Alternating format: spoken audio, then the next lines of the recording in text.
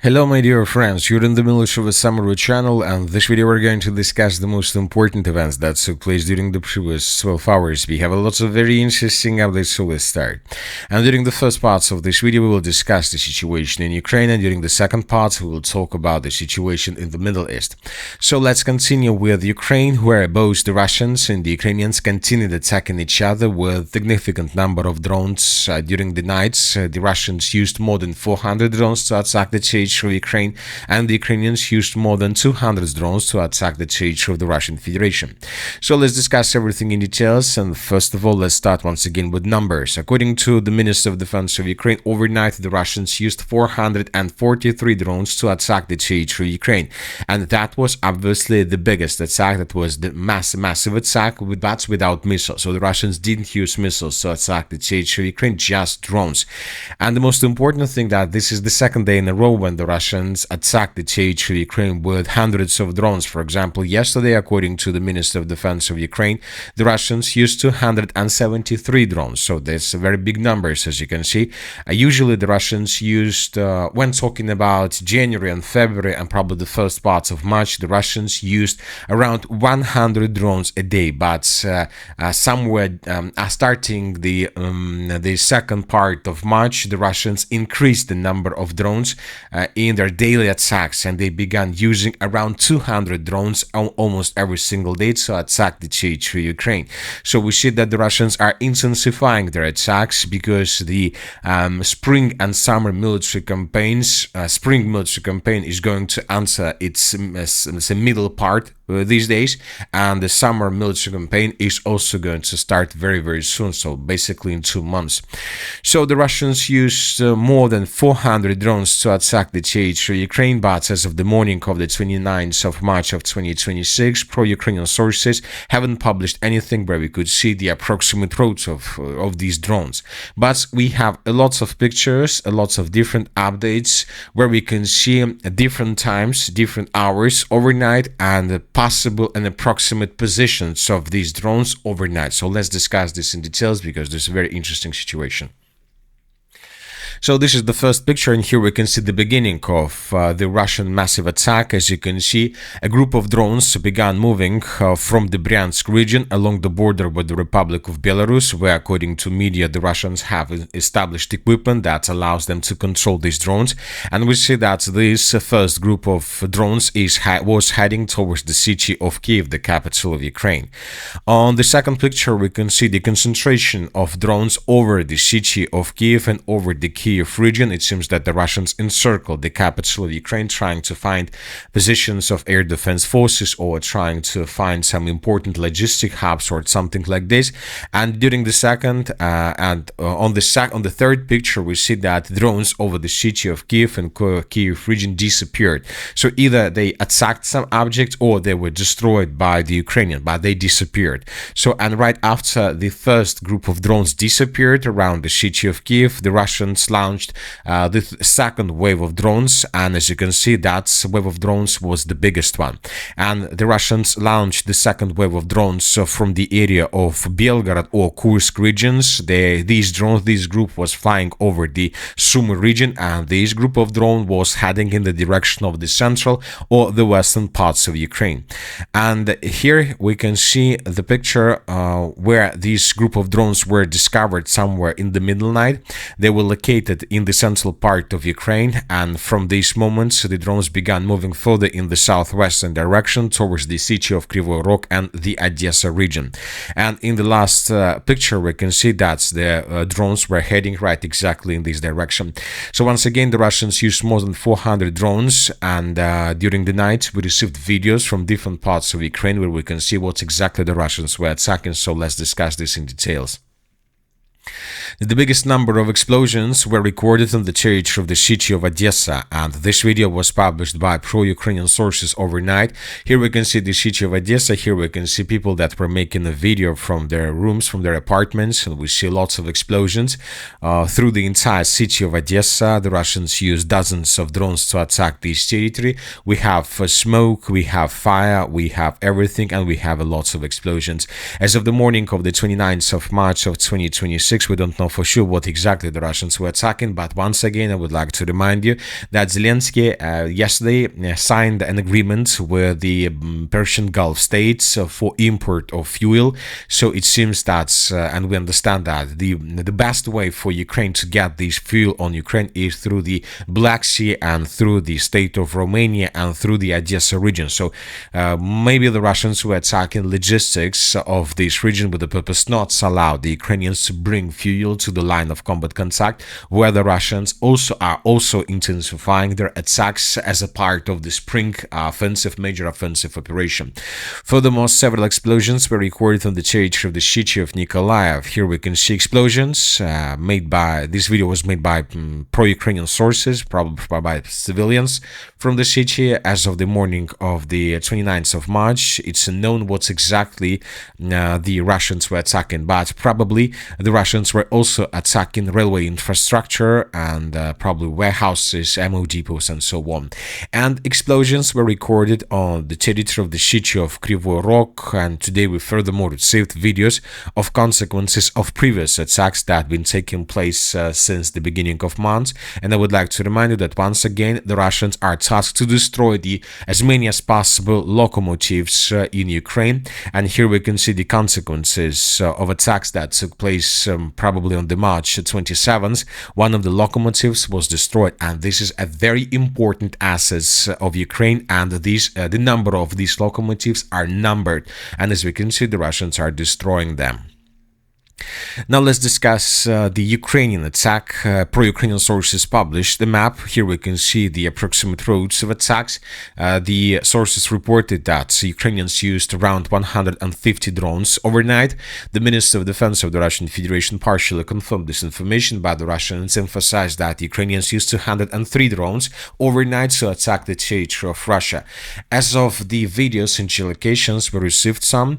For example, in this video we can see the work of air defense systems in the city of Kursk, or in the Kursk region. The Russians were trying to destroy drones that were launched by the Ukrainian side.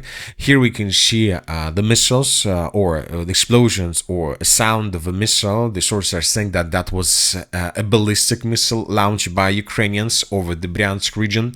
And this morning we received this picture once again, the Leningrad region, and once again we can see the city of Ust-Luga, and the sources are saying that this morning and overnight the Ukrainians once again attacked this important object of energy infrastructure for the Russian Federation. Here we can see the city of St. Petersburg, and here we can see smoke over the city. These are the consequences of the previous day's attacks on the energy infrastructure of Russia in this region. So we see that both the Russians and the Ukrainians are intensifying their attacks before the beginning or before the main part of the spring major offensive operation. But these days we see that there is something new, at least when talking about the statements of the President of Ukraine, Zelensky. There is another thing, or for the first time since the beginning of the conflict on the territory of Ukraine, one new thing began concerning him. Zelensky says that Russian satellites are almost daily photographing US military facilities in the Middle East for Iran. On March 24th, they captured images of the US-UK-based Diego Garcia on the Chagos Island in the Indian Ocean, Kuwait's international airport, and the part of an oil field area. On March 25th, Prince Sultan Air Base in Saudi Arabia. On March 26th, the Shabah oil gas field, and so on. So Zelensky, this question concerns Zelensky very much, satellites, because if you remember, several days ago we discussed that the Russians launched something like an of the Starlink system. This happened during the previous week, so this is the video that was published by different sources. Once again, the Russians began building their own analog of Starlink with the purpose to improve their satellite group of forces, to have possibilities to have the internet along the line of combat contact, and this situation bothers and concerns Zelensky very much, as we can see. So that is why Zelensky is saying that the satellites make pictures of the Middle East. Probably he's trying to test, or he's trying to investigate whether the possibilities of bringing down this satellite is a good idea. So it seems that Zelensky maybe will try to push this idea to the Western countries and to the United States of America. Furthermore, today several sources from Ukrainian military forces reported that they also see this situation very, very dangerous, and they're saying that if the Russians are going to start using these satellites on drones to attack the territory of Russia, they will destroy them. So, of course, as of now, it's just the words, but we understand that everybody in Ukraine and in Europe and NATO understand that if Russians are able to build something like the Starlink system, then this is going to be probably a turning point in the conflict on the territory of Ukraine. Furthermore, during the day, we received lots of updates on this matter from the Russian side. The new light class rocket, the Start 1M, which is based on the Topol international ballistic missile, will be able to launch spacecraft into a low orbit up to 500 kilometers, weight up to 500 kilos. So the Russians, according to different sources, are going to increase the number of satellites or on the low orbit line up to 300 or something like this. And obviously this will be enough for the Russians to cover completely with the internet the territory of Ukraine and probably even the territory of Iran. So if the conflict in Iran will continue and will last for so long. Now let's discuss the situation on the ground. During the previous 12 hours, we received small changes and different updates. If you remember, yesterday we discussed that the Russians launched an offensive operation in the direction of the city of Orekhov. This morning we received details about these attacks, and it seems that the Russians, the first wave of attacks in the direction of Orekhov, the Ukrainians managed to repel. As for the Zaporozhye direction, during the previous night, we received a video from the area of the city of Chernovata published by Russian sources. Here we can see how the Ukrainians made another attempt to attack the settlement of Chernovata with a significant number of vehicles and drones. The Russians were attacking them and destroying them. All these attacks took place on the entrance to the settlement of Chernovata, which partially confirmed that the settlement of Chernovata is under complete Russian control, or at least under the partial control of the Russians. Furthermore, we received a video from the settlement of Zlagada. There was a video published by Ukrainian sources how they were FPV droning Russians right exactly at this point. And as of the morning of the 29th of March, very difficult to say what exactly was happening there. Yes, indeed, there were Russians. The Russians were attacked by the Ukrainians. So the question is whether the Russians have begun a counter-offensive operation, and during the previous days they managed to recapture these territories, or the Ukrainians were attacking lost Russian soldiers that still haven't managed to escape all these encirclements and these gray zones in the direction of the mainland. So that is why we decided to keep the map as is until better clarifications. But another important thing, that today several sources stated that the Russians began a counter-offensive operation in this area with the purpose to recapture everything in the Alexandrovka direction. This was stated by pro-Ukrainian sources. The Russian armed forces are trying to seize the initiative in the Alexandrovka direction. This is the settlement of Alexandrovka. These are precisely the areas where Ukrainian soldiers were advancing earlier. So, according to pro-Ukrainian sources, the Russians right now are trying to recapture the territories they lost during the February Ukrainian counter-offensive operation. So, and this is probably the question, the situation, what was happening in Zlagada. Either the Russians have already recaptured several territories, or it's just the Russians haven't even lost this position since the beginning. So, many questions, but anyway, let's wait and see. We need more details. Additional changes on the ground were recorded between Ivanovka and Novopavlovka. We have a video published by pro-Ukrainian sources of how Ukrainians were attacking Russian troops in this area with FPV drones. So these episodes took place right exactly at this point. Based on this video, we have adjusted the map. Another important video was published from the Kupiansk direction. Today we have a video published from the western parts of the city of Kupiansk. Also, this video was made during the spring, early spring. It's already can be recognized according to the weather and so on. We will not watch the video, but there is an episode when the Ukrainians were also attacking these buildings with FPV drones. Also, the same question: either the Russians began the Kupiansk counteroffensive operation, or these are sabotage and reconnaissance groups that were encircled and stacked in this part of the city, trying to escape this area. So as of now, we decided to add this polygon, but we need additional clarifications. And the most important update of the morning of the 29th of March, we received this update right before we started making this video, and according to the report published by the Minister of Defense of the Russian Federation, the Russians, as a result of clashes, established complete control over the settlement by the name of Kovsharovka.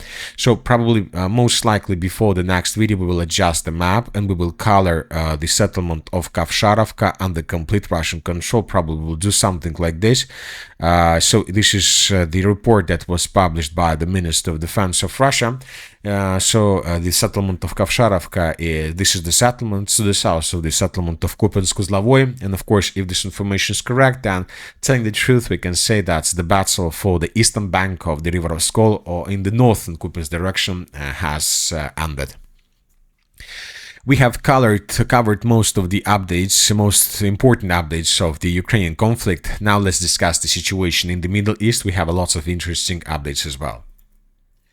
And the most important is that Western media began publishing information that sailors and Marines aboard U.S. Tripoli arrived in the U.S. Central Command Area of Responsibility March 27th. The American-class amphibious assault ship serves as the flagship for the Tripoli Amphibious Ready Group, 31st Marine Expeditionary Unit, composed of about 3,500 sailors and Marines, in addition to transport and strike fighter aircraft, as well as amphibious assault and tactical assets.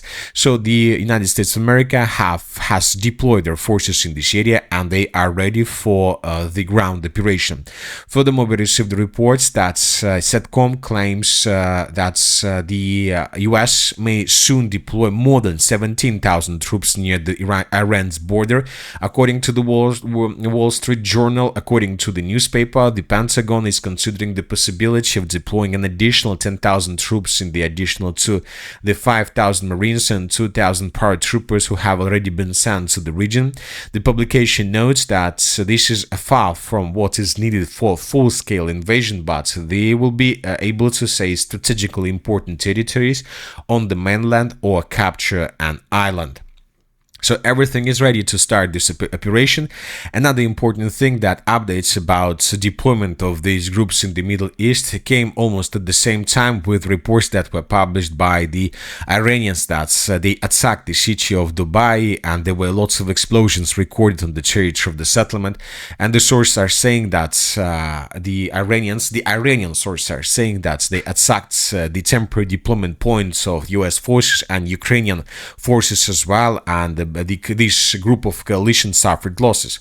So as you can see, these updates were published at the same time, and of course now we see that the Iranians are trying to attack the spirits of the US forces to show them that there are losses, and that any possible ground operation in the area of Iran could bring big problems or something like this. At the same time, the Iranians continue bombing and attacking the infrastructure of the Persian Gulf states. Today, we continue receiving updates from the state of Bahrain. The sources are saying that Bahrain Interior Ministry has imposed an immediate nationwide ban on drone use. Furthermore, we received the report that the largest oil refinery in the Middle East located in Bahrain was completely destroyed, and we have videos of explosions through the city, how the Iranians using ballistic missiles were attacking the territory, and we have fire anomaly recorded in the area of Bahrain aluminium plant. This plant was set on fire after multiple strikes from Iran, and these attacks is something like retaliatory strikes from the Iranian side after the coalition attacked different manufacturers and plants through the territory of Iran. Furthermore, we received video from the city of Kuwait. There are still problems on the territory of the Kuwait International Airport. The Iranians attacked fuel depots and fuel reservoirs in this area, and the local special services still haven't managed to stabilize the situation. Furthermore, we have reports from different parts. For example, the Iranians attacked the Emirates Global Aluminium site, said that its Al Tawillah facility in Abu Dhabi suffered significant damage from Iranian missile and drone attacks. So we see that the industrial capabilities of the Middle East states are reduced significantly, and the only way to stop the situation, of course, is to begin the ground operation, and as we can see, everything is ready for this. And that's it for the short video. The Military with Summary channel reminds to condemn any violence in the world. Thank you for watching, subscribe to my channel, put your likes on my Patreon, and have a good day. Bye bye.